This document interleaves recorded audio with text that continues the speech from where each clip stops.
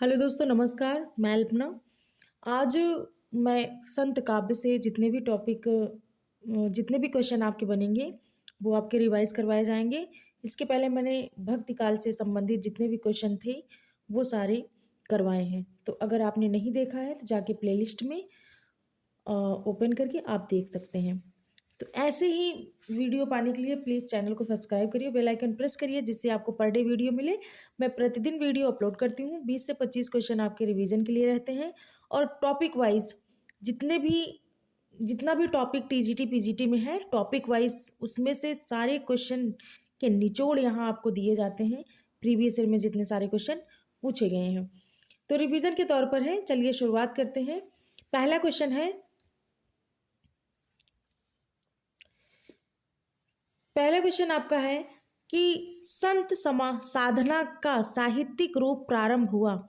संत साधना का साहित्यिक रूप प्रारंभ हुआ। ए काशी, बी प्रयाग, सी पंढरपुर, डी उज्जैन।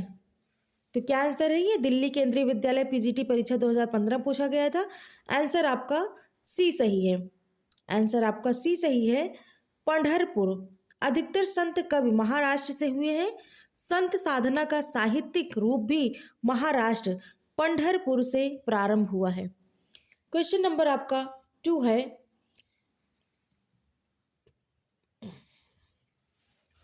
कि ज्ञानाश्रय शाखा के प्रमुख कवि हैं। ए रैदास, बी कबीरदास, सी Guru Nanak, D Tulsidas.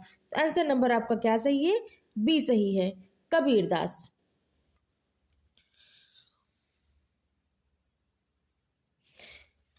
Question number आपका 3 है कि इनमें से ज्ञानाश्रय शाखा के कवि नहीं हैं। ए धर्मदास, बी अग्रदास, सी दादू दयाल, डी कबीरदास।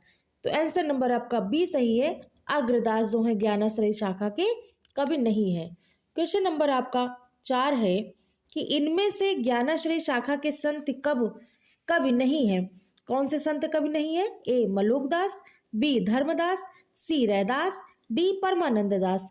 पीजीटी परीक्षा 2016 में पूछा गया था। तो आंसर नंबर आपका डी सही है। ज्ञानाश्रय शाखा के अंतर्गत नहीं आते हैं। कौन? परमानंद दास। क्वेश्चन नंबर 5 है, ज्ञानाश्रय शाखा के प्रमुख संत कवि क्या नाम है? ए सूरदास, बी चंद्रबरदाई, सी कबीरदास, डी विद्यापति। तो आंसर जो है सी है, कबीरदास। क्वेश्चन नंबर आपका 6 है कि निम्नलिखित में से संत काव्य परंपरा के अंतर्गत ना आने वाले कवि का नाम है। ए कबीर, बी दादू दयाल, सी नानक, डी नंददास। तो आंसर नंबर आपका डी सही है, नंददास। क्वेश्चन नंबर आपका 7 है कि निर्गुण संत कवियों में सर्वाधिक शास्त्रार्थ एवं सुशिक्षित है। कौन? रज्जब, बी सुंदरदास, सी धर्मदास, डी दादू दयाल। तो आंसर नंबर आपका बी सही है, सुंदरदास। क्वेश्चन नंबर आपका है, क्वेश्चन नंबर 8 है कि निम्नलिखित संत कवियों में से कौन संत कवि पढ़ा लिखा था? ए दादू दयाल, बी रैदास, सी कबीर, डी सुंदरदास। टीजीटी परीक्षा 2001 में पूछा गया। आंसर नंबर आपका डी सही है, सुंदरदास। क्वेश्चन नंबर आपका 9 है, इनमें से कौन सा संत कवि नहीं है? ए कबीरदास, बी रैदास, सी गुरु नानक, डी तुलसीदास। तो संत कवि नहीं है। आंसर नंबर आपका डी सही है, तुलसीदास। क्वेश्चन नंबर आपका 10 है कि इनमें से कौन संत कवि नहीं है? ए कबीरदास, बी तुलसीदास, सी सुंदरदास, डी मलुकदास। तो आंसर नंबर आपका बी सही है, तुलसीदास। क्वेश्चन नंबर 11 है कि हरडेवाड़ी एवं अंगवधु किसकी वाड़ी के संकलन है? ए सुंदरदास, बी दादू दयाल, सी मलोकदास, डी कबीरदास। टीजीटी परीक्षा 2003 में पूछा गया है। तो आंसर आपका बी सही है, दादू दयाल। क्वेश्चन नंबर आपका 12 है कि कबीर का संबंध किस काव्यधारा से है? ए प्रेम मार्गी सूफी काव्यधारा, बी ज्ञान मार्गी निर्गुण भक्ति धारा, सी कृष्ण भक्ति धारा, डी राम भक्ति धारा। तो आंसर नंबर आपका बी सही है, ज्ञान मार्गी निर्गुण भक्ति धारा। क्वेश्चन नंबर आपका 13 है कि निर्गुण ज्ञानाश्रयी शाखा का दूसरा नाम है? ए राम भक्ति शाखा, बी कृष्ण भक्ति शाखा, सी संत साहित्य, डी सूफी साहित्य। तो परीक्षा 2002 में पूछा गया है पीजीटी में। आंसर आपका सी सही है, संत साहित्य। क्वेश्चन नंबर आपका 14 है कि कबीरदास किस काव्य धारा का प्रतिनिधित्व करते हैं? ए संत काव्य, बी सूफी काव्य, सी राम काव्य, डी कृष्ण काव्य। तो आंसर नंबर आपका ए सही है, संत काव्य। क्वेश्चन नंबर आपका 15 है कि ज्ञानाश्रयी ज्ञान मार्गी शाखा के कवियों को किस नाम से पुकारा जाता है? ज्ञान मार्गी शाखा के कवियों को किस नाम से पुकारा जाता है?